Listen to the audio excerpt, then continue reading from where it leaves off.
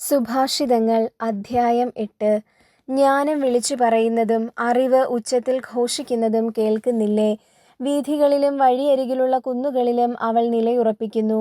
നഗരകവാടത്തിൽ വാതിലിനരികെ നിന്നുകൊണ്ട് അവൾ വിളിച്ചു പറയുന്നു, മനുഷ്യരെ, ഞാൻ നിങ്ങളോടാണ് വിളിച്ചു പറയുന്നത്. നിങ്ങളെല്ലാവരെയുമാണ് ഞാൻ ആഹ്വാനം ചെയ്യുന്നത്. അല്പബുദ്ധികളെ, വകതിരിവ് പഠിക്കുവിൻ. ഭോഷരെ, ശ്രദ്ധിക്കുവിൻ. കേൾക്കുവിൻ. ഉത്തമമായ കാര്യങ്ങളാണ് ഞാൻ പറയാൻ പോകുന്നത്. എൻ്റെ അധരങ്ങളിൽ നിന്ന് ഉചിതമായ വാക്കുകൾ പുറപ്പെടും. ഞാൻ സത്യം വചിക്കും. തിന്മ എൻ്റെ അധരങ്ങൾക്ക് അരോചകമാണ്. എൻ്റെ വാക്കുകൾ നീതിയുക്തമാണ്. വളച്ചൊടിച്ചതോ വക്രമോ ആയി ഒന്നും അതിലില്ല. ഗ്രഹിക്കുന്നവന് അവ ഋജുവാണ്. അറിവ് നേടുന്നവർക്ക് ന്യായയുക്തവും.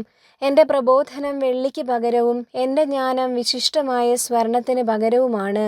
എന്തെന്നാൽ ജ്ഞാനം രത്നങ്ങളെക്കാൾ ശ്രേഷ്ഠമത്രേ. നിങ്ങൾ അഭിലഷിക്കുന്നതൊന്നും അതിന് തുല്യമല്ല. ജ്ഞാനമാണ് ഞാൻ. എൻ്റെ വാസം വിവേകത്തിലും അറിവും വിവേചനാശക്തിയും എനിക്കുണ്ട്. ദൈവഭക്തി തിന്മയെ വെറുക്കലാണ്. അഹംഭാവം, ഗർവ്, ദുർമാർഗം, ദുർവചനം എന്നിവ ഞാൻ വെറുക്കുന്നു. മാർഗനിർദ്ദേശ വൈഭവവും കാര്യശേഷിയും എനിക്കുണ്ട്. അറിവും ശക്തിയും എൻ്റേതാണ്. രാജാക്കന്മാർ ഭരിക്കുന്നതും അധികാരികൾ നീതി നടത്തുന്നതും ഞാൻ മുഖേനയാണ്. ഞാൻ മുഖാന്തരം നാടുവാഴികൾ അധികാരം നടത്തുന്നു. പ്രഭുക്കന്മാർ ഭൂമി ഭരിക്കുന്നതും അങ്ങനെ തന്നെ. എന്നെ സ്നേഹിക്കുന്നവരെ ഞാനും സ്നേഹിക്കുന്നു. ജാഗരൂകതയോടെ അന്വേഷിക്കുന്നവർ എന്നെ കണ്ടെത്തുന്നു. സമ്പത്തും ബഹുമാനവും നിലനിൽക്കുന്ന ധനവും ഐശ്വര്യവും എൻ്റെ പക്കലുണ്ട്. എന്നിൽ നിന്നുള്ള ഫലം സ്വർണത്തേക്കാൾ തങ്കത്തേക്കാൾ പോലും ശ്രേഷ്ഠമത്രേ. എൻ്റെ ഉൽപ്പന്നം വിശിഷ്ടമായ വെള്ളിയേക്കാളും. ഞാൻ നീതിയുടെ മാർഗത്തിലും ന്യായത്തിൻ്റെ പാതകളിലും ചരിക്കുന്നു. ഞാൻ എന്നെ സ്നേഹിക്കുന്നവരെ സമ്പന്നരാക്കി അവരുടെ ഭണ്ഡാരം നിറയ്ക്കുന്നു. കർത്താവ് തൻ്റെ സൃഷ്ടികർമ്മത്തിൻ്റെ ആരംഭത്തിൽ തൻ്റെ എല്ലാ ആദ്യ സൃഷ്ടികളിലും ആദ്യത്തേതായി എന്നെ സൃഷ്ടിച്ചു.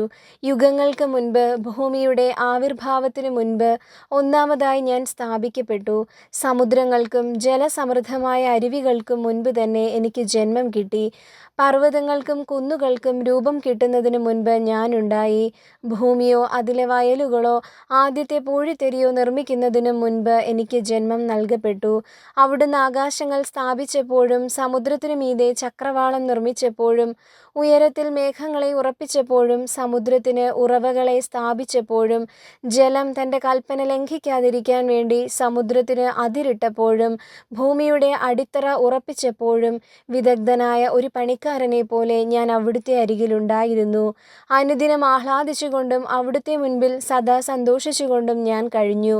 മനുഷ്യൻ അധിവസിക്കുന്ന അവിടുത്തെ ലോകത്തിൽ ഞാൻ സന്തോഷിക്കുകയും മനുഷ്യപുത്രരിൽ ആനന്ദം കണ്ടെത്തുകയും ചെയ്തു. ആകയാൽ മക്കളെ, എൻ്റെ വാക്കുകൾ ശ്രദ്ധിക്കുവിൻ. എൻ്റെ മാർഗങ്ങൾ പിന്തുടരുന്നവർ ഭാഗ്യവാന്മാരാണ്. പ്രബോധനം കേട്ട് വിവേകികളായി തീരുവിൻ. അതിനെ അവഗണിക്കരുത്. എൻ്റെ പടിവാതിൽക്കൽ അനുദിനം കാത്തുനിന്ന് എൻ്റെ വാതിലുകളിൽ ദൃഷ്ടി ഉറപ്പിച്ച് എൻ്റെ വാക്ക് കേൾക്കുന്നവൻ ഭാഗ്യവാൻ. എന്തെന്നാൽ എന്നെ കണ്ടെത്തുന്നവൻ ജീവൻ കണ്ടെത്തുന്നു, കർത്താവിൻ്റെ പ്രീതി നേടുകയും ചെയ്യുന്നു. എന്നാൽ എന്നെ കൈവിടുന്നവൻ തന്നെ തന്നെ ദ്രോഹിക്കുന്നു. എന്നെ വെറുക്കുന്നവൻ മരണത്തെയാണ് സ്നേഹിക്കുന്നത്.